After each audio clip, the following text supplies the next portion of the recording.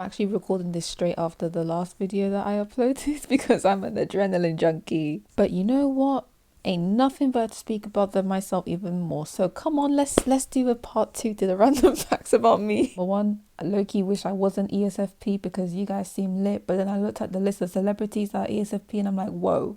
They are the most problematic people to have crossed this planet. So maybe miss me with that. I mean, obviously, not everyone's the same, but like, I am not taking that risk. That as if you can naturally change your functions. I love and hate the feeling of nostalgia. I love it because obviously it feels warm and fuzzy. It feels nice and stuff. But I hate it because it makes me feel so sad that I'll never be able to experience such happy things again. Like, I actually deep it. There was a day where my mum picked me up for the last time, like carried me for the last time. There was a day I saw my friends for the last time. There was a day I watched my favourite TV show as a kid for the last time. Like, nostalgia is no joke, man. It's starting to get depressing. So I tried to grow a bonsai tree, I think twice, and both of them died. The second time was so devastating. I think the first time the thing didn't even sprout. But the second time was so devastating because it actually got to the point where it was kind of treeifying at the bottom. So like the root was kind of becoming hardened and brown and stuff, and I was like, oh my gosh, she's becoming a tree.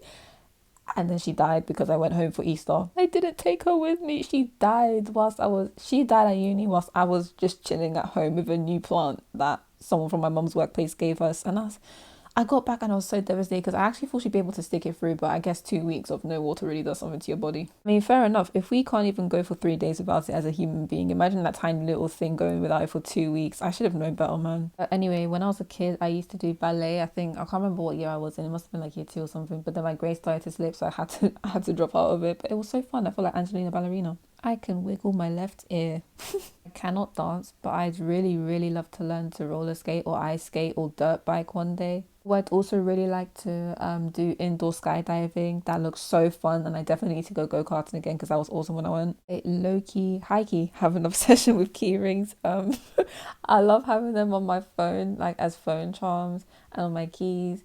And I actually bought 2 recently that I really shouldn't have because it was quite pricey. But I was like, you know what? It's worth it, I swear. I am horrifically impulsive. If I see something in the shop and I like it, I'm probably gonna buy it there and then if I have the funds. Like the other day when I was going shopping for uni with my mum, I was in Superdrugs, and bearing in mind I was not aware of what was in Superdrugs at the time. I saw makeup products and I was like, yeah, I'm buying all of that. Bearing in mind, I just received my paycheck the day before or the day of, like, I think it was like early in the morning, I received the paycheck.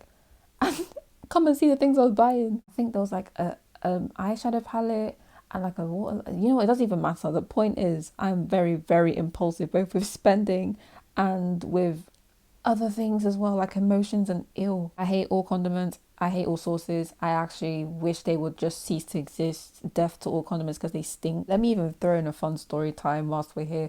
When I was a kid, this is how I remember it, but my mum remembers it a different way. So this is how I remember it.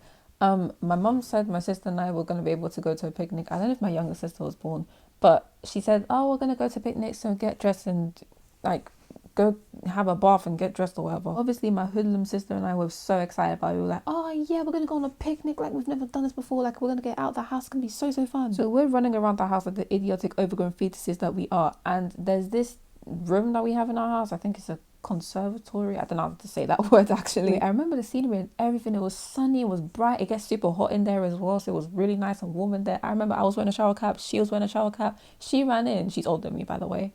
She ran in, brr, and I tried to run in after her. Guys, I tripped over the ledge and I busted my foot open. Cannot remember the aftermath. I cannot remember the pain. I cannot remember being in the hospital or getting any sort of stitches. All I remember is that I fell, it turned into a mess, and now I have a scar on my right foot because of it. Funnily enough though, here's how my mum remembers it. She says that we were getting looked after by a childminder and I was being chased to do something or to get some, I think it was maybe to like have a bath or something, but I was a stinky child, so I didn't want to, I'm joking, that's a joke, or like fresh daisies and heaven, I swear. Anyway, I was being chased and then I tripped and fell and I eventually busted my foot open. Apparently that's how it happened. I mean, I don't believe it, but you know what? That's not the only bodily scar I have because of my dearest older sister. I was probably like a baby of fees or whatever when she was in reception or nursery. I don't know. I think there were like 4 years between us or something. I can't remember. So you know how kids are stupid, right? Put that tenfold for my older sister because she decided in nursery to look at a kid and say, ooh,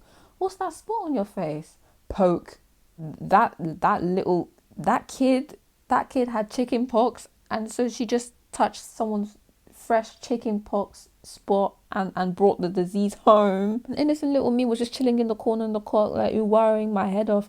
And next thing you know, I got chicken pox. Did I remind you that I was a baby? So this caused a lot of complications. Obviously cannot recall exactly what happened, and I can't remember what my mom told me about it either. But I know that I had some internal complications and I ended up having to get like a scar. I had to get surgery done, man. Who knows if it was my intestines, my bowels, my liver, my pancreas, my what? Who knows what it was? I don't remember what it was, but all I know is I now have a scar across my torso because my sister decided to touch someone whose kid, no, someone's what? She decided to touch someone's gremlin chickenpox infested offspring. Here we are today. Hee hee. I don't know why or how this turned into a story time thing, but whatever. My favorite instruments are probably the tambourine and the cello. I think they sound sick together and apart. I tend to grow my nails out super long, but let me tell you a fun story time of how that actually came to be. Because believe it or not, friends, I used to be a chronic nail biter. Last quick story time of the day. Basically, I was in what I think it was like year 11, and my crush and I, well, crush at the time and I were talking about nails, and he was like, "Ah, your nails are short. How come?" And I was like, "Oh,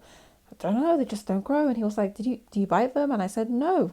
I was lying through my teeth. Anyway, the guy said, "Oh, well, my brother was biting his nails constantly and now they don't grow anymore." And I looked at him with so much horror. I must have known I was lying, but anyway, I was so scarred from that I just stopped biting my nails, and since that day my nails have been flourishing. Lesson of the day, guys, is stop biting your nails. Anyway, goodbye. Thank you for watching.